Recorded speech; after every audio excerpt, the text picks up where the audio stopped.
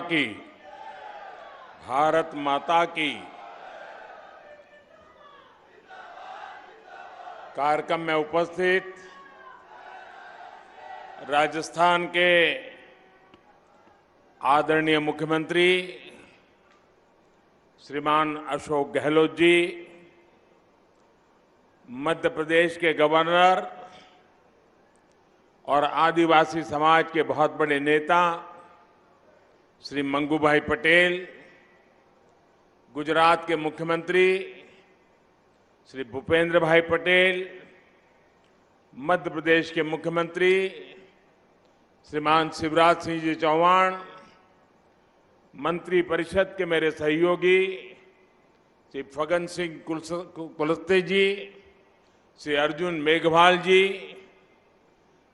विभिन्न संगठनों के प्रमुख व्यक्तित्व, सांसदगण, विधायकगण और मेरे पुराने मित्र, आदिवासी समाज की सेवा में जिन्होंने अपना जीवन समर्पित किया है, ऐसे भाई महेश जी और विशाल संख्या में पधारे आए, दूर सुदूर से मानगढ़ धाम आए हुए मेरे प्यारे आदिवासी भाई और बहनों, मेरे लिए खुशी की बात है कि मुझे आज फिर एक बार मानगढ़ की इस पवित्र धरती पर आकर के सर झुकाने का अवसर मिला है।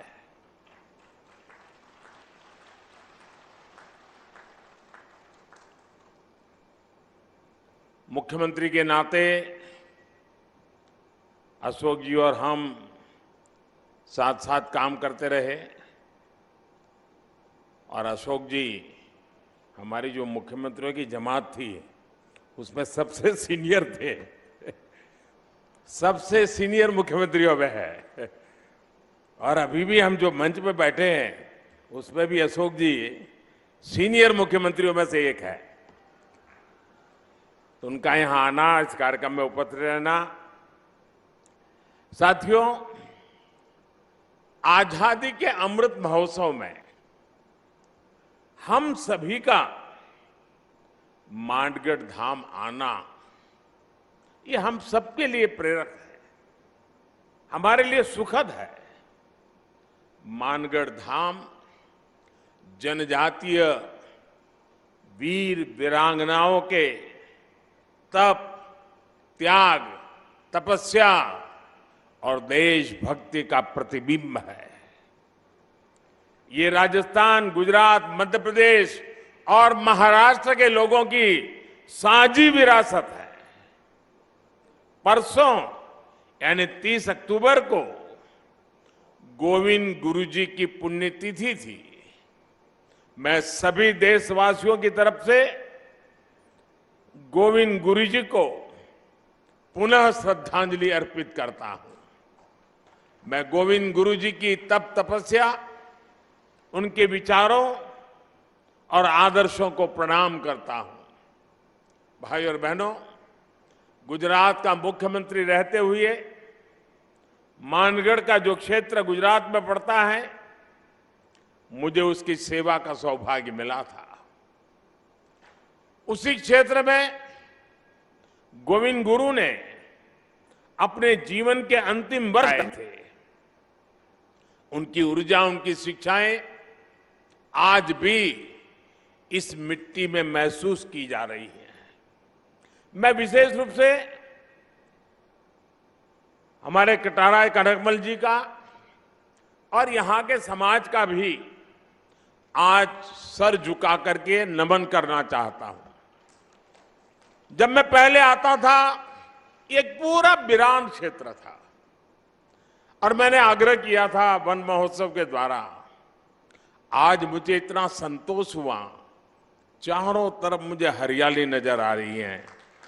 आपने पूरे श्रद्धाभाव से वन विकास के लिए जो काम किया है, इस क्षेत्र को जिस प्रकार से हरा भरा बना दिया है, मैं इसके लिए यहां के सभी साथियों का हृदय से आज मैं अभिनंदन करता हूं। साथियों, उस क्षेत्र में जब विकास हुआ जब सड़कें बनी तो वहां के लोगों का जीवन तो बेहतर हुआ ही, गोविंद गुरु की शिक्षाओं का भी विस्तार हुआ। साथियों, गोविंद गुरु जैसे महान स्वतंत्रता सेनानी भारत की परंपराओं के, भारत के आदर्श प्रतिनिधि थे। वो किसी रियासत के राजा नहीं थे, लेकिन फिर भी वो लाखों लाखों आदिवासियों के नायक थे। अपने जीवन में उन्होंने अपना परिवार खो दिया, लेकिन हौसला कभी नहीं खोया। उन्होंने हर आदिवासी को, हर कमजोर, गरीब और भारतवासी को अपना परिवार बनाया। गोविंद गुरु ने अगर आदिवासी समाज के शोषण के खिलाफ अंग्रेजी हुकूमत से संघर्ष का बिगुल फूंका, तो साथ ही अपने समाज की बुराइयों के खिलाफ भी उन्होंने लड़ाई लड़ी थी। वो एक समाज सुधारक भी थे, वो एक आध्यात्मिक गुरु भी थे, वो एक संत भी थे, वो एक लोक नेता भी थे। उनके जीवन में हमें साहस, शौर्य के जितने महान दर्शन होते हैं, उतना ही ऊंचा उनका दार्शनिक और बौद्धिक चिंतन भी था। गोविंद गुरु का वो चिंतन, वो बोध आज भी उनकी धुनी के रूप में मानगढ़ धाम में अखंड रूप से प्रदीप्त हो रहा है। और उनकी संप सभा, देखिए शब्द भी कितना मार्मिक है। संप सभा, समाज के हर तबके में संप भाव पैदा हो, इसलिए उन्होंने संप सभा के आदर्श आज भी एकजुटता, प्रेम और भाईचारा की प्रेरणा दे रहे हैं। उनके भगत अनुयायी आज भी भारत की आध्यात्मिकता को आगे बढ़ा रहे हैं। साथियों, 17 नवंबर 1913 को मानगढ़ में जो नरसंहार हुआ, वो अंग्रेजी हुकूमत की क्रूरता की पराकाष्ठा थी।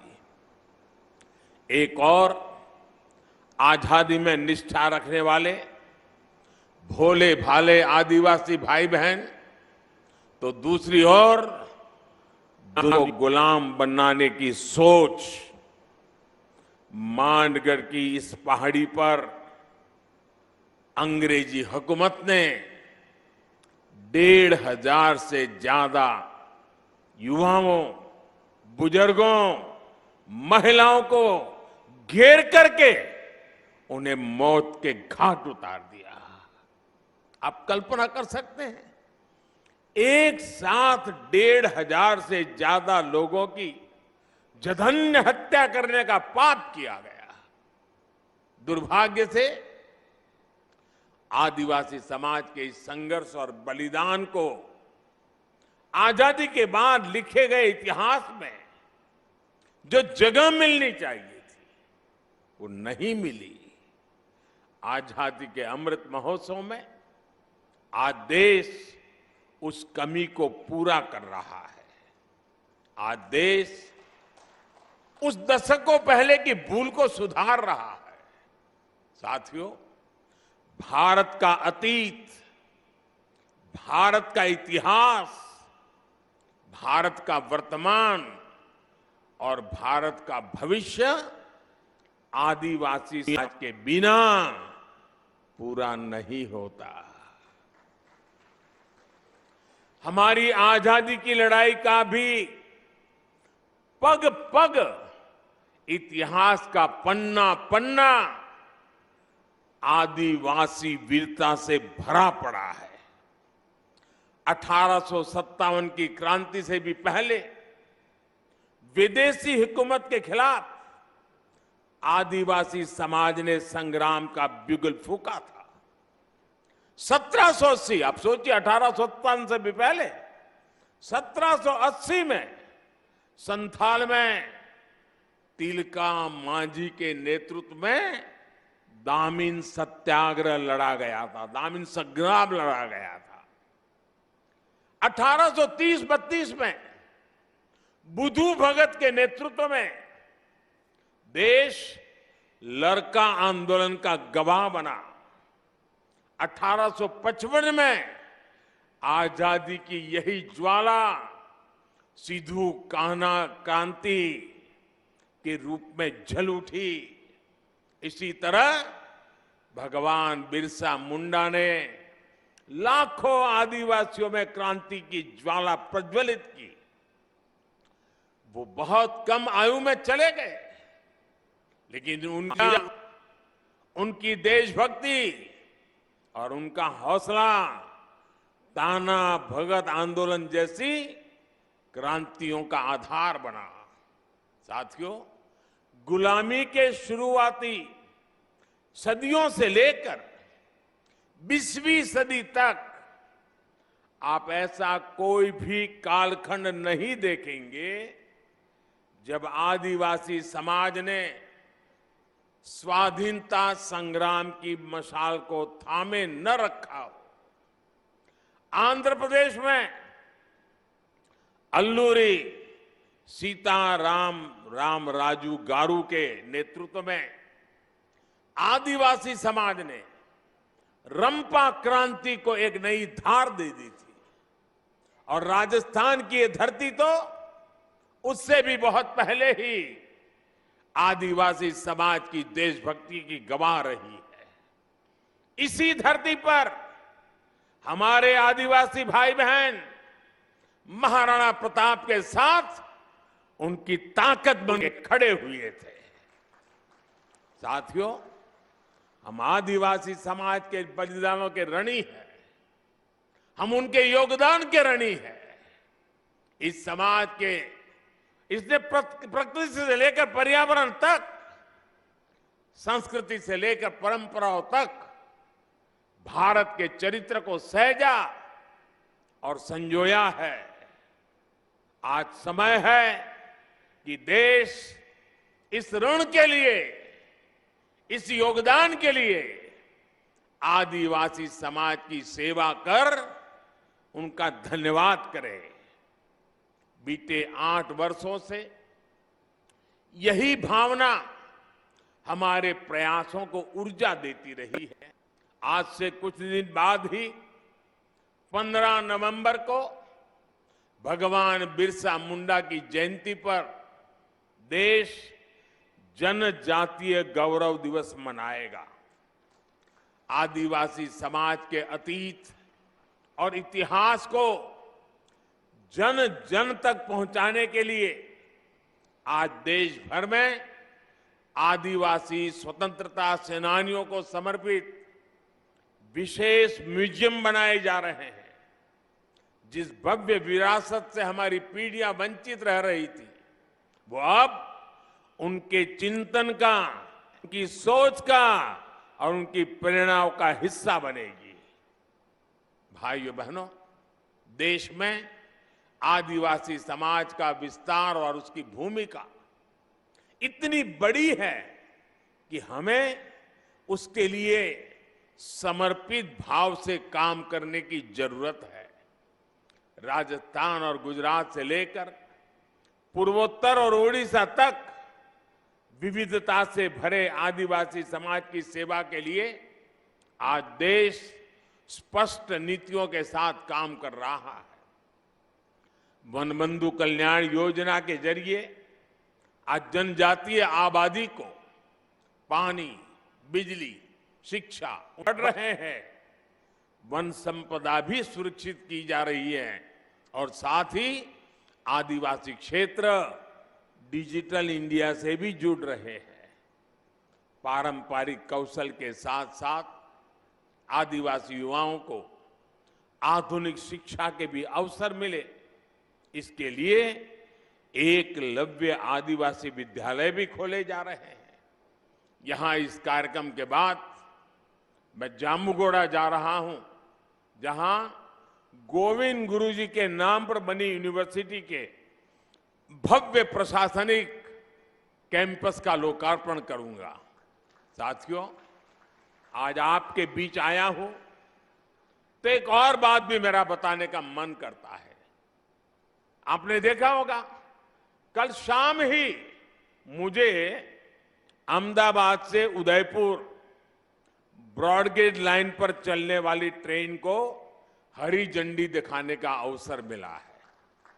300 किलोमीटर लंबी रेल लाइन का ब्रॉडगेज में बदलना राजस्थान के हमारे भाई और बहनों के लिए भी बहुत महत्वपूर्ण है।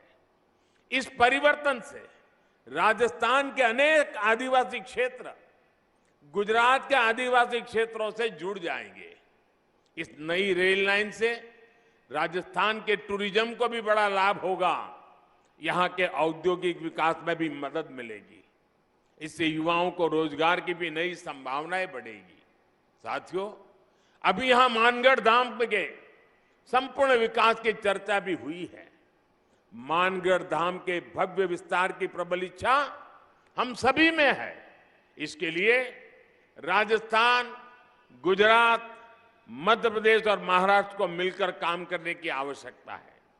मेरे यहां चारों राज्य और सरकारों से आग्रह है कि इस दिशा में विस्तृत चर्चा करें, एक रोड मैप तैयार करें, ताकि गोविंद गुरु जी का ये स्मृति स्थल भी पूरे विश्व में अपनी पहचान बनाए।